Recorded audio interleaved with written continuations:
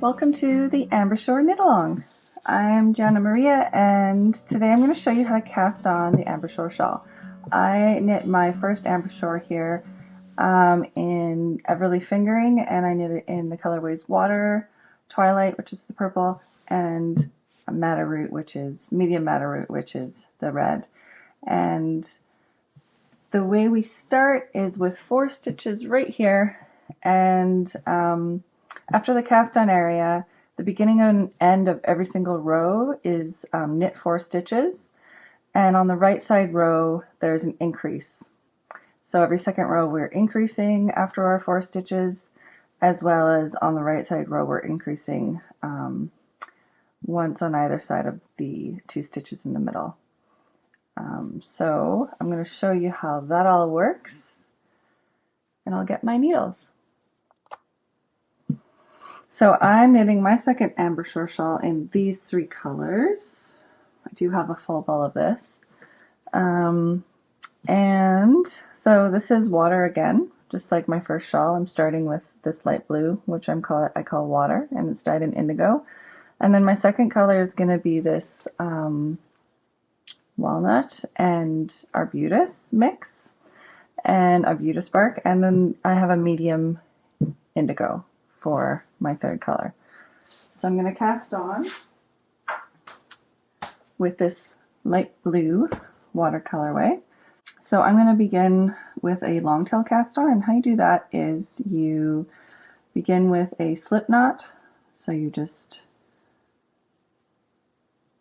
put your yarn over itself like so and go inside this loop to pull the yarn through, and then this end of your yarn will be slippable so that you can tighten your first stitch around your needle.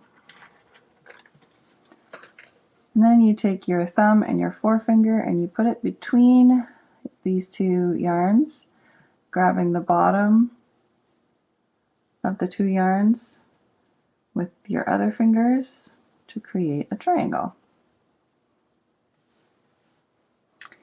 Then you go over and under the bottom left, through the 2 by your thumb, over and under your forefinger yarn, and then through the thumb again, and pull it tight. And you repeat this action 4 times to create your, or 3 times rather, because your first slip knot was your first stitch,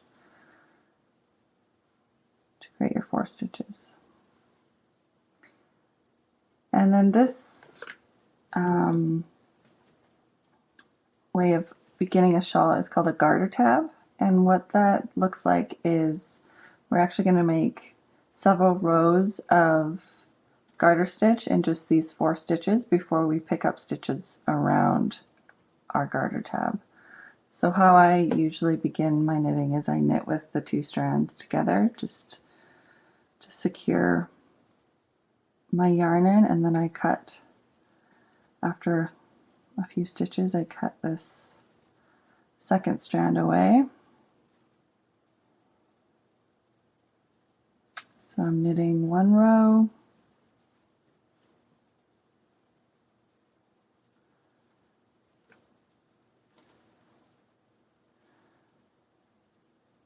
now I'm going to abandon this second strand, and I'll be able to cut that away later without it unraveling.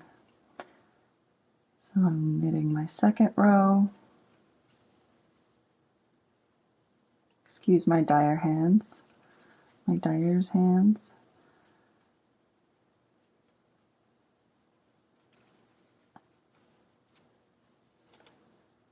And that's 2 rows, and we're doing 8 rows of garter stitch. Row 3,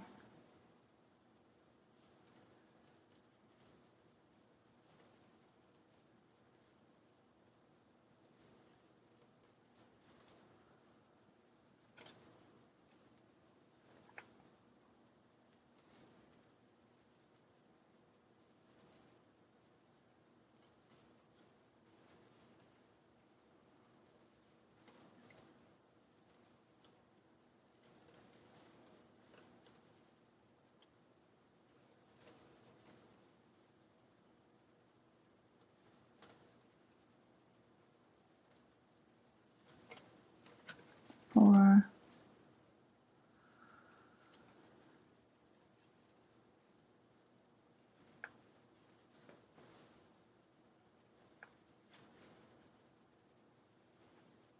5,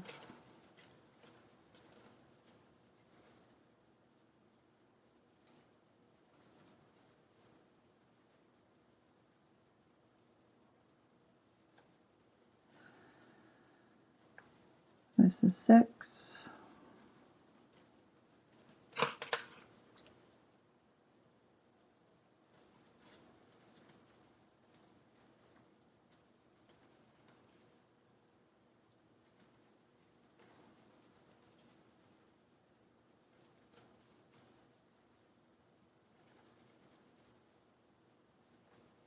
7,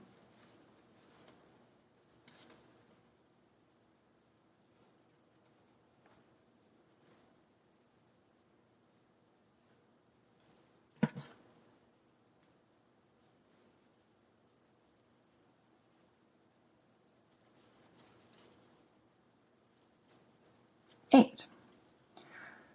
And so now what the pattern tells us to do is pick up 4 stitches along this edge, and then we'll also pick up 4 stitches along this edge, and our increases will happen here, here, and 2 in the middle here, so that our shawl is going to slowly grow from this being the middle center that I showed you on my shawl. I'll show you on my shawl again.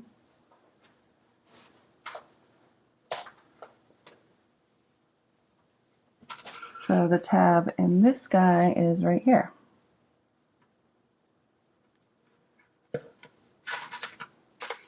That's this, and the exact same yarn actually. So it's going to grow outwards and up. So I'm going to show you how to do your pick up your stitches and then your setup row.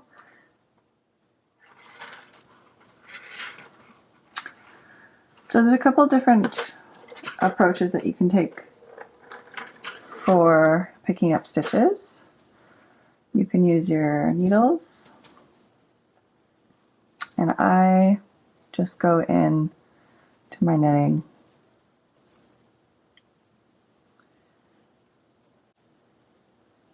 and create some tension here so it pulls out easy, and that's 1 stitch. 1,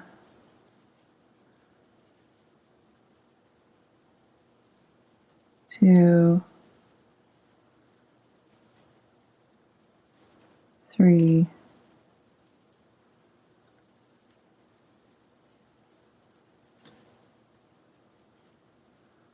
4. If you're finding that kind of difficult, you can use a crochet hook. So that would look like this.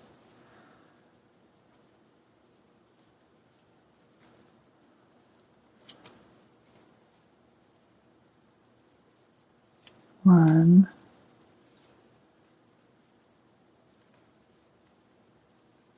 two,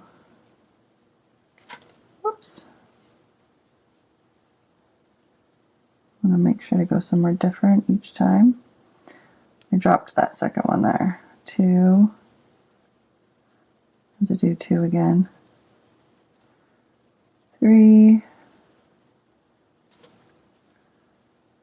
and I'm kind of running out of space for a 4th one. Let's find a spot, and 4. So I'll just move these stitches onto here.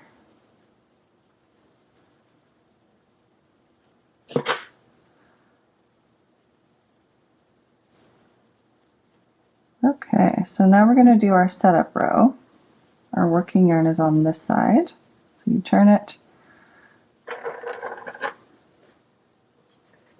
and get yourself 4 stitch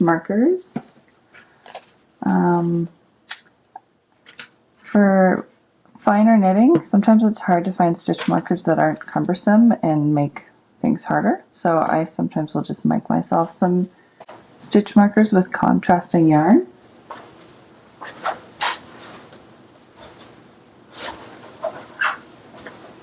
And how I do that is just get my yarn, fold it on itself about 4 inches so I have lots of room for making an overhand, not an overhand knot, is that what this is? Overhand knot? Yeah, I guess it is. Nice and tight. These knots don't come apart easily. So that's 1, I need 4. 1.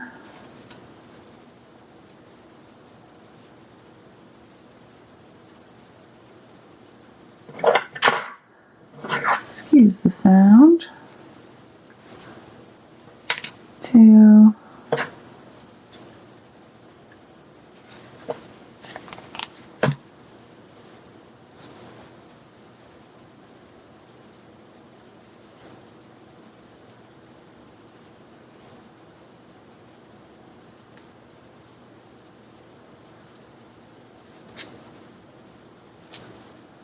3.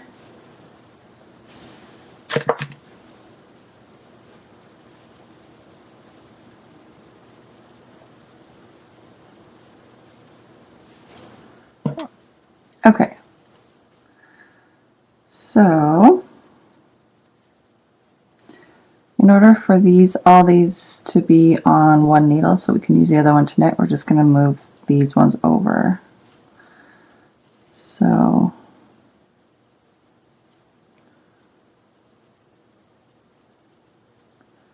I'm okay with having a few live stitches off, but not 8. So I'm going to try to scoop these guys up.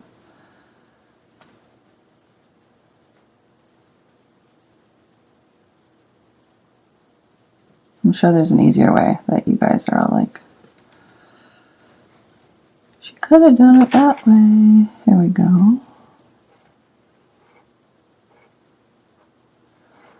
Okay, so I have 12 stitches. And the pattern tells us to knit 4. I'm going to cut this. That is not my working yarn. So I'm knitting 4, 1, 2, this stitch is the wrong way, so I'm going to turn it. 3, 4, whoops,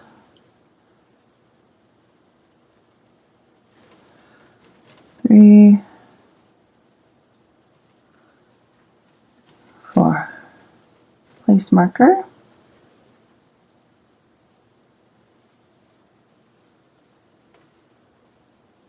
Knit 1.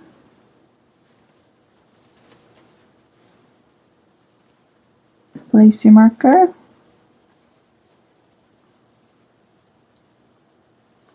Knit 2. So these 2 are your middle stitches.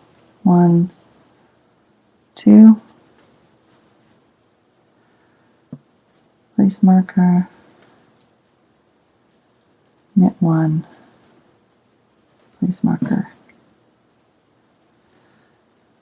knit 4.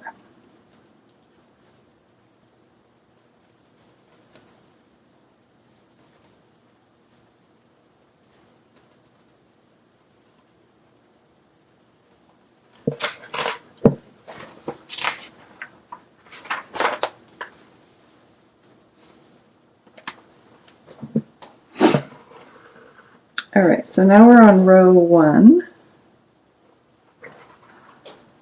And I wanted to go over this one so that I can give you some tips on how to make your stitches for the make one left and make one right. So we are knitting 4, in case those increases are new to you. I have some tips. So knit 4, 1, 2, 3, 4 and make one left. So what we're doing is we're picking up the bar below, and does it make one left? Yeah. And we're putting it on our needle so that the line that's in front of our needle here is facing our in a diagonal that is pointing left. That's how you know you're doing it right. And then you go to the back of that stitch. Whoops. And knit. So let's make one left. Slip your marker. Knit one.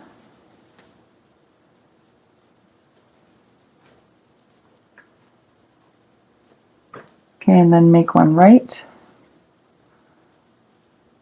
which is the same thing. We go to the bar below this stitch here.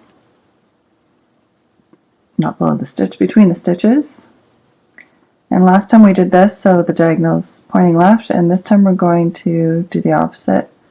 We're going to put it on the other way so that the front of the yarn that's over the front of your needle is pointing in a diagonal, pointing right. And you go through the front. And sometimes you need to make that stitch a little bit loose just on the front side by pushing with your finger like this to get your needle in there. So that's make left and make right. So I'm slipping my marker, I'm knitting 2,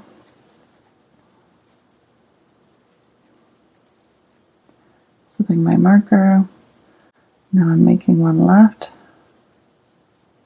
So my yarn is pointing left. Go into the back of the stitch, knit,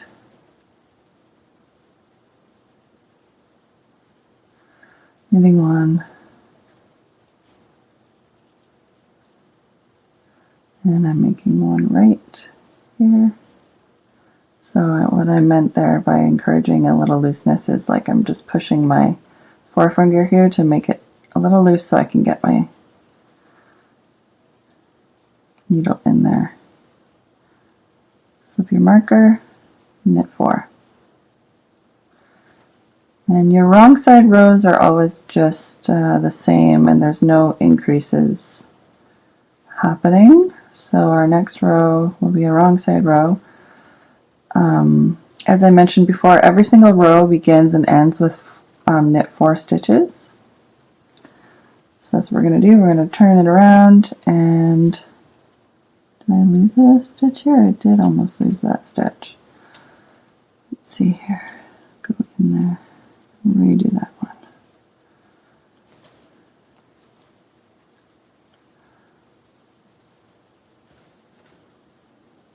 So now I'm doing a wrong side row. My yarn's jutting toward me because I'm knitting Portuguese style. So, I mean, right now I'm throwing, but when I do my purls, I like to purl Portuguese style because you'll see it's a nice way to purl. It's super quick and not cumbersome. If you guys are curious, I can show you tonight at the cast on party how I knit Portuguese style. So I just knit 4, that's the beginning of my row, and then I purl all the way across.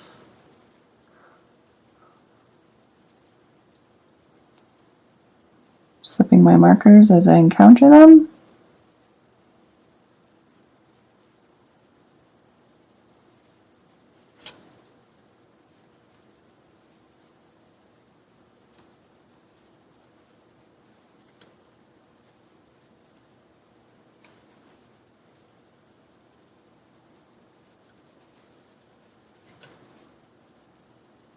Oh, you know what? I actually slipped my marker at the wrong time last time. So your marker should always be, there should only ever be 4 stitches on the left side of your marker at the end here. So I'll do that next row again to show you how to do that correctly. If you increase on the wrong side of your stitch marker, it might confuse you. And actually, I usually abandon my stitch markers at around this point. Not all of them, not the middle ones, but the edge ones, because I just know that every time I start and finish a row I'm knitting for. So I don't really need the stitch marker to remind me where my increases happen. So I'm always on my right side row, you're knitting for.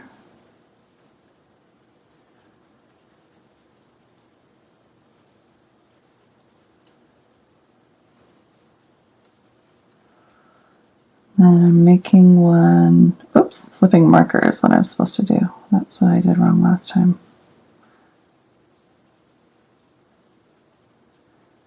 All right. Slip marker.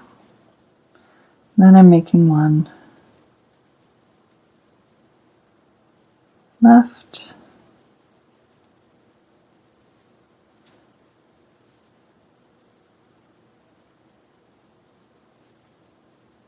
What do I do here?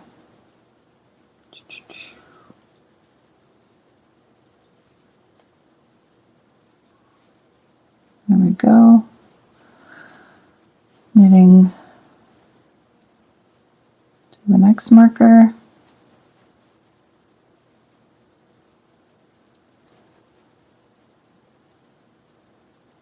Make one right.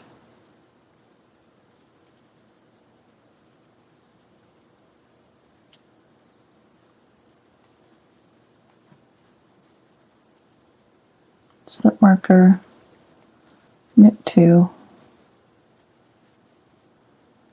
slip marker, make one left,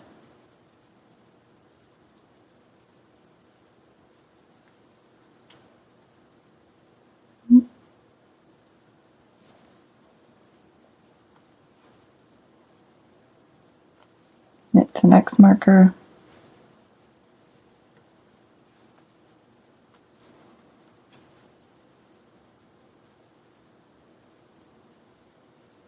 make one right, slip marker, knit four.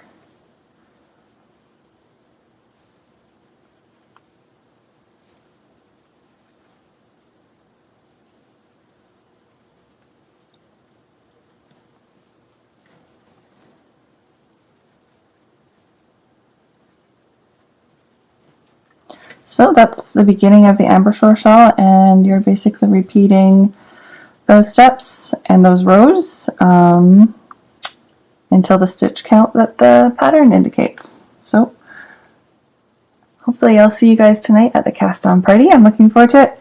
And email me at jana@everleayarn if you guys have any questions. Thank you for joining.